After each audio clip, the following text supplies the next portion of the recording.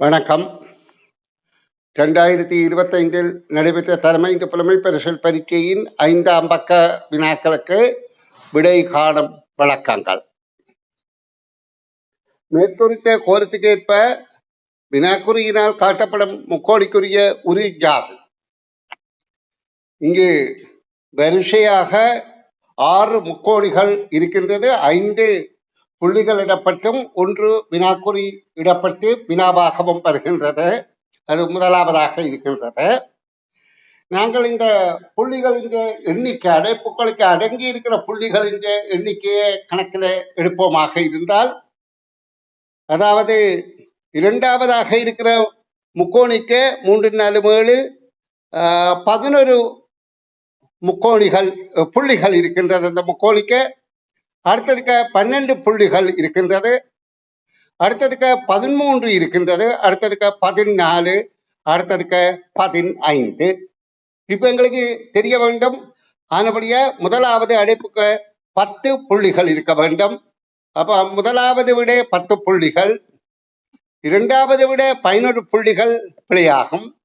மூன்றாவது விடையும் 10 இருக்கின்றது. அப்ப அதுவும் பிழையாக அமையலாம். இந்த 1 அல்லது 3 விடையாக அமையக்கூடியதாக இருக்கின்றது. அப்ப நாங்கள் இன்னும் ஏதாவது கோல ஒற்றுமை இருக்கின்றதா என்று பார்ப்போமாக இருந்தால், இந்த மூலைகளில் இருக்கின்ற அதாவது முக்கோணியின் மூலைகளில் இருக்கிற புள்ளிகள் இந்த எண்ணிக்கைக்கு ஒரு தொடர்பு இருக்கின்றது. இதுல 4 படி இருக்கின்றது, இதுல 4 படி இருக்கின்றது, இதுல 5 படி இருக்கின்றது. அப்ப இதுலயும் அடுத்ததாக 5 புள்ளிகள் இருக்கும். அப்ப இதுல இங்க 4 படி இருக்க வேணும். அப்ப இந்த மூலைக்கு 4 உள்ளபடியாக முதலாவது விடைதான் பொருந்துகின்றது. இது பொருந்தாது. ஆகவே இந்த 25வது வினாவுக்கு முதலாவது விடைதான் பொருத்தம். ஆனால் 2 விடயங்களை நாங்கள் கோல தொடர்பில் ஒப்பு நோக்குகின்றோம். அப்போ ஒரு நிமிடத்துல ஒரு விவேகமுள்ள பிள்ளைதான் இதனை தெரிவு செய்யும் என்பதை கவனத்துல கொள்ளுங்கள். இனி நாங்கள் அடுத்த வினாவுக்கு விடையை காண்போம். ஏயில் உள்ள எண்களின் கூட்டுத்தொகையும் பியில் உள்ள எண்களின் கூட்டுத்தொகையும் சமமாக இருக்குமாறு ஏற்கும் பிற்கும் இடையே எண்களை குறைந்தபட்ச எண்ணிக்கையில் இடமாற்றுதல் வேண்டும். அதற்காக செய்ய வேண்டியது யாது? அப்ப ஏயில உள்ள எண்களின் கூட்டுத்தொகையை பார்ப்போமாக இருந்தால் 24 என்று இருக்கின்றது. பியில உள்ளது கூட்டுத்தொகை 20 இருக்கின்றது. அப்ப இரண்டின் சமனாக வேண்டுமாக இருந்தால் இதிலிருந்து 2 இங்கே செல்லுதல் வேண்டும். ஆனா இதன்படி ஏயிலிருந்து சிறிய எண்ணை பியிற்கு கொடுத்தல் என்றால் ஒரு சிறிய எண் 2 என இல்லை, 3 தான் இருக்கின்றது. அப்ப அந்த முதலாவது விடை பொருந்தாது. இரண்டாவது ஏயிலிருந்து ஓரெண்ணை பியிற்கும் பியிலிருந்து ஓரெண்ணை ஏய்க்கும் கொடுக்க வென்றால் ஏயில உள்ளதை விட 2 குறைவாக ஏதாவது ஒரு எண் இருக்காண்டால் அப்படி தொடர்பாக 2 குறைவான ஒரு எண்ணம் இல்லை. அப்ப அந்த விடையும் பொருந்தாது. ஏயிலிருந்து 2 எண்களை பிக்கு கொடுத்து பியிலிருந்து ஒரு எண்ணை ஏக்கு கொடுத்தால் அது பொருத்தமாக இருக்கின்றது. என்றால் ஏயில உள்ள 5ஐயும் 3ஐயும் கொடுத்தால் 8, இது 6. அப்ப இதற்கு விளையில வித்தியாசம் 2. அப்ப இங்கே 22 ஆகின்றது, இங்கே 22 ஆகுது. ஆகவே 3வது விடை பொருத்தமானதாக இருக்கின்றது. இனி நாங்கள் அடுத்த வினாவுக்கு விடைகான் விளக்கம் பார்ப்போம்.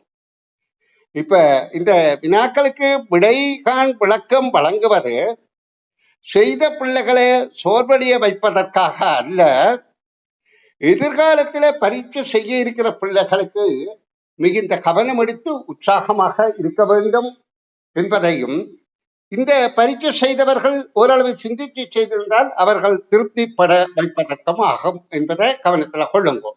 ஏனென்றால் விழுந்தவன மாடேறி மிதிப்பது போல் பிள்ளை பரீட்சை செய்த சோகத்தில் இருக்க நாங்கள் எங்களுடைய திறமையால அந்த பிள்ளைகளை நசுக்குவது போல அமைந்துவிடக் கூடாது என்பது என்னுடைய மானசீகமான கருத்து.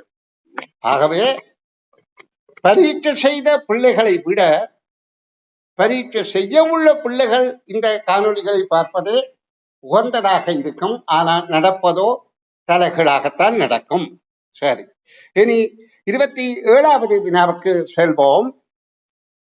ஒரு நிலையில் 11 மாணவர்களில் 1, 3, 5, 7, 9, 11 ஆகிய இடங்களில் நிற்பவர்கள் முற்பக்கம் நோக்கியும், முற்பக்கம் நோக்கி என்றால் அவர்களுடைய முகம் இப்படி இருந்தால் அவர்களுடைய முகம் இப்படி நிற்கின்றது. அவர்கள் 1, 3, 5, 7, 9, 11. அப்ப 11 பேர்ல 6 பேர் முன்பக்கம் நோக்கி இருக்கிறார்கள். அப்ப மிகுதி 5 பேரும் பின்பக்கம் பார்த்து கொண்டிருப்பார்கள், அந்த அடுத்தடுத்த எண்களில் உள்ளவர்கள். ஏனென்றால் 11 என்றால் இது ஒற்றை எண்ணிலே ஆரம்பித்த ஒற்றை எண்ணில் முடிகிறபடியால் ஒற்றை எண் 1 அதிகமாக இருக்கின்றது, இரட்டை எண் 1 குறைவாக இருக்கின்றது. இப்ப இதுல என்ன சொல்லப்படுது, முதல் கைதட்டல்ல முதலாவது ஆளும் 11வது ஆளும் திரும்பி பார்க்கிறார்கள். முன்னுக்கு பார்த்தவர் இப்ப பின்னுக்கு பார்க்கணும். இந்த முதலாவது ஆளும் 11வது ஆளும் இந்த பச்சை நிறம். அப்ப முதலாவது 1ம் 11ம் பின்னோக்கி பார்க்கிறார்கள். இரண்டாவதுல 2 பக்கம் அவர்கள் பின்னோக்கி பார்த்தவ இப்ப முன்னோக்கி பார்க்கிறார்கள் இரண்டாவது. அடுத்த மூன்றாவதுல 3ம் 9ம். நாலாவதுல 3க்கு அடுத்த 4ம் 9க்கு முன்னால 8ம் 8மாக இருக்கிறார்கள். அடுத்த நாலாவது என்றால் மூன்றாவது 3, 9ம், நாலாவது 4, 8 என்றால் ஐந்தாவதுல 5ம் 5வது ஆளும் 7வது ஆளும் தான் பொருந்துகின்றது. அப்ப இதில் ஒருவர் நடுவில் 6வதாக நிற்கின்றார். அவர் ஏற்கனவே இவர்கள் திரும்புகிற திசையில தான் பார்த்து கொண்டிருக்கிறார். இவர்கள் திரும்பிய திசைக்கு அவர் ஏற்கனவே நிற்கின்றார். அப்ப வினாவின்படி 5வது இவ்வாறாக அடுத்தடுத்து நிற்கும் 3 மாணவர்களும் ஒரே பக்கமாக திரும்பும் சந்தர்ப்பம். ஒரே பக்கமாக திரும்பும் சந்தர்ப்பம் என்றால் அந்த நடுவில் உள்ளவர் ஏற்கனவே திரும்பி இருக்கின்றார் அந்த பக்கத்துக்கு. இந்த 5 மாளும் தான் திரும்புகிறார்கள். அப்ப 3 பேருமே திரும்பி இருக்கிற சந்தர்ப்பம் 5வது தடவையில தான் இடம்பெறும் என்று நாங்கள் விடைய கருத்தில் கொள்ள வேண்டும். 6வது தடவை என்பது திரும்ப இந்த 5, 6, 7 தான் ஆரம்பிக்கின்றது என்பது எங்களுக்கு நிச்சயத்தன்மை இல்லை. ஆகவே 2வது விடை பொருத்தமானதாக கருதி கொள்வோம். இனி நாங்கள் 28வது வினாவை பார்வையிடுவோம்.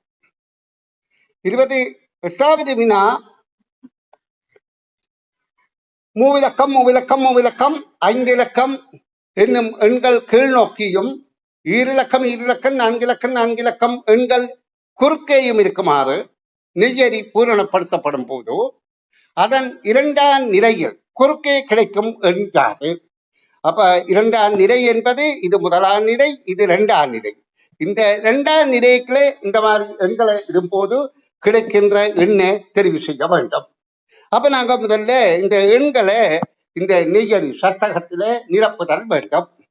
அதுக்கு எங்களுக்கு முதல் இலகுவானது இந்த 5 இலக்க எண்ணை எழுதுவது. ஏன் 5 இலக்க அடைப்பு ஒரு வரிசையில இருக்க வேண்டும், ஒன்று நிற அல்லது நிதர். இது மேலிருந்து கீழென்றபடியால் இதுல 5 இலக்க எண் வரும் 2, 7, 2, 6, 5. இப்ப இதை வைத்துக் கொண்டு நாங்கள் இடமிருந்து பலமாக இந்த ஈரிலக்கண் 2ஐயும் இலகுவாக எழுதி கொள்ளலாம். 45 75,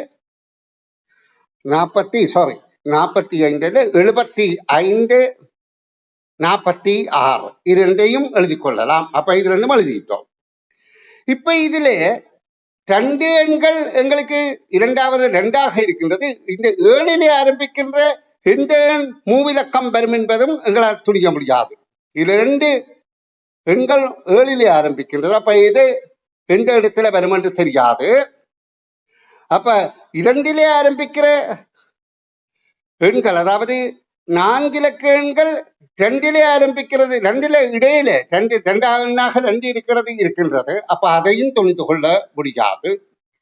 அப்ப நாங்க இந்த இதுல 7 ஆரம்பிக்கிறது, மொத்தம் முதல் நிலையில 2 எண்கள் இருக்கின்றது. அதே மாதிரி 2ஆவதாக இருப்பதும் 2 இருக்கின்றபடியால் அடுத்ததை நாங்கள் கொஞ்சம் கவனம் எடுத்துத்தான் பார்த்தல் வேண்டும். இப்ப இதுல உள்ளதின்படி மேலிருந்து கீழாக இன்னும் எழுதப்பட வேண்டியது 485. அப்ப 485 எங்க வரும்?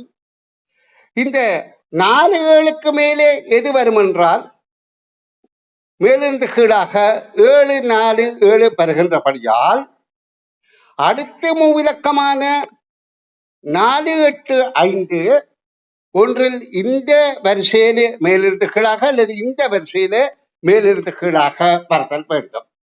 ஆனால் இந்த 4 இலக்க எண்கள்ல மூன்றாவதாக 4 5ல முடியாதபடியால் 4ஆவதாக 4 5 இருக்கின்றபடியால் 4 இங்க 5 இங்க வருகின்றபடியால் 4 8 5 என்பது இங்கே அமைதல் வேண்டும். இப்ப எங்களுக்கு துணிய முடியுது. 4ல முடிகிற ஈரிலக்க எண் 7 2 7 4. 5ல முடிகிற ஈரிலக்க எண் 7 2 7 5. 7 2 7 5. இப்ப 7ல இருந்து 7க்கு வாரது 707. அப்ப எங்களுக்கு கேள்வி என்ன? இடமிருந்து பலமாக 2வது நிலை 708 என்பதாகும். நன்று. இன்று நாங்கள் 29வது இந்த பக்கத்தின் இறுதி வினாவுக்கு விடை காணும் முயற்சியில் ஈடுபடுவோம். கவனிக்கவும். இதுல பின்வரும் வடிவத்தை முக்கோணி வடிவாக பூரணப்படுத்துவதற்கு தரப்பட்ட சதுர வடிவங்களில் முக்கோணி வடிவங்களிலும் எத்தனை குறைந்தபட்சம் அதனுடன் சேர்க்கப்படுதல் வேண்டும். இங்கே குறைந்தபட்சம் என்ற சொல்ல மிக கவனமாக நாங்கள் பின்பற்ற வேண்டும். அப்ப இது ஒரு முக்கோணியாக மாற்றுவதற்கு நாங்கள் குறைந்தபட்சமாக 1 சதுரம் 4 முக்கோணம் 2 சதுரம் 3 முக்கோணம் 3 சதுரங்கள் 2 முக்கோணி என்று இருக்கின்றது. இந்த முக்கோணங்களை நாங்கள் இந்த மாதிரி அமைக்கின்ற போதும், அதாவது இந்த கோடு எல்லாம் 3 பக்கங்கள் கொண்டதான முக்கோணம் இப்படியாக ஆக்கி கொண்டு இதே இப்படியாக, அதாவது இந்த முக்கோண கோலத்தில இந்த மாதிரியான முக்கோணமாக அமைக்கின்ற போது இதுக்குள்ளே எத்தனை சதுரங்கள் அமைகின்றது என்பதையும் எத்தனை முக்கோணிகள் தேவை என்பதையும் நாங்கள் கணக்கில் எடுத்தால் இதிலே ஒரு முக்கோணம், அப்ப இதிலே ஒரு சதுரம், இதிலே ஒரு சதுரம், அப்ப இங்க 2 சதுரங்களும் 3 முக்கோணிகளும் என்ற 2வது விடை பொருத்தமாக இருக்கின்றது. சதுரங்கள் 2 முக்கோணிகள் 3. ஆகவே 2வது விடை பொருத்தமானதாக இருக்கும். நன்று.